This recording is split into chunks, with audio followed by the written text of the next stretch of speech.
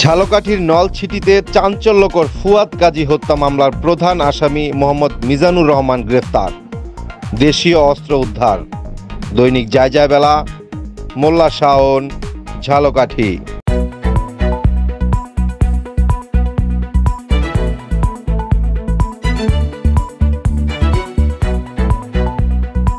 দৈনিক যায় বেলা, সত্যের সন্ধানে সারাক্ষণ।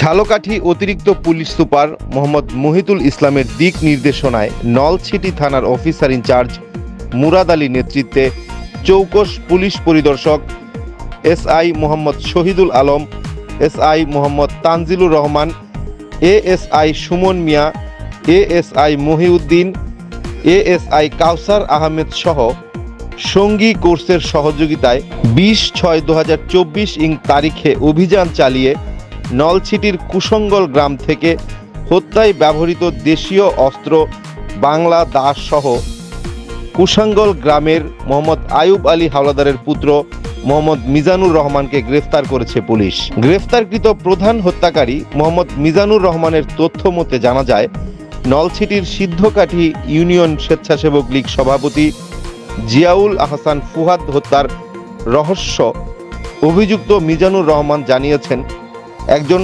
সহকারী নিয়ে এই হত্যাকাণ্ড ঘটিয়েছেন মিজানুর। এই হত্যাকাণ্ডে তাদেরকে 4 লাখ টাকায় ভাড়া করেছিলেন ইউপি সদস্য রফিকুল ইসলাম হাওলাদার। হত্যাকাণ্ডের 5.5 মাস পর মামলার প্রধান আসামি মিজানুর রহমানকে অভিযানের মাধ্যমে কুশাঙ্গল গ্রাম থেকে গ্রেফতার করা হয়েছে। আর তার জবানবন্দিতেই বেরিয়ে আসে হত্যাকাণ্ডের চাঞ্চল্যকর তথ্য। প্রধান আসামির স্বীকারোক্তির ভিত্তিতে নলছিটি থানার পুলিশ দৈনিক যায় বেলা সহ একাধিক গণমাধ্যমকে জানিয়েছেন 4 লাখ টাকা চুক্তিতে হত্যা মিশনে অংশ নিয়েছেন মিজানুর রহমান। তার সঙ্গে আরও একজন ছিল, তাকে নাকি ভাড়া করেন স্থানীয় ইউপি সদস্য রফিকুল ইসলাম হাওলাদার। কিং মাস্টারমাইন্ড মিজানকে গ্রেফতারের পরে এ সকল তথ্য গণমাধ্যমকে নিশ্চিত করেছেন ঝালকাঠির অতিরিক্ত পুলিশ সুপার মোহাম্মদ মুহিতুল ইসলাম। তিনি জানিয়েছেন, চলতি বছরের 7 জানুয়ারি জিয়াউল আহসান ফুয়াদ কাজীকে কুপিয়ে হত্যা করা হয়। ওই ঘটনার 5.5 মাস পর শুক্রবার এই হত্যাকাণ্ডের রহস্য উন্মোচন হয়েছে। উদ্ধার করা হয়েছে হত্যায় ব্যবহৃত দেশীয় ধারালো অস্ত্র। তিনি আরও বলেন, গ্রেফতারকৃত আসামি মিজানের স্বীকারোক্তির ভিত্তিতে দৈনিক যায় বেলা সহ একাধিক গণমাধ্যমকে জানিয়েছেন পুলিশ। 4 লাখ টাকা চুক্তিতে হত্যা মিশনে অংশ নেয় মিজানুর রহমান। হত্যার এই মিশনে তারা 2 জন অংশ নেয়।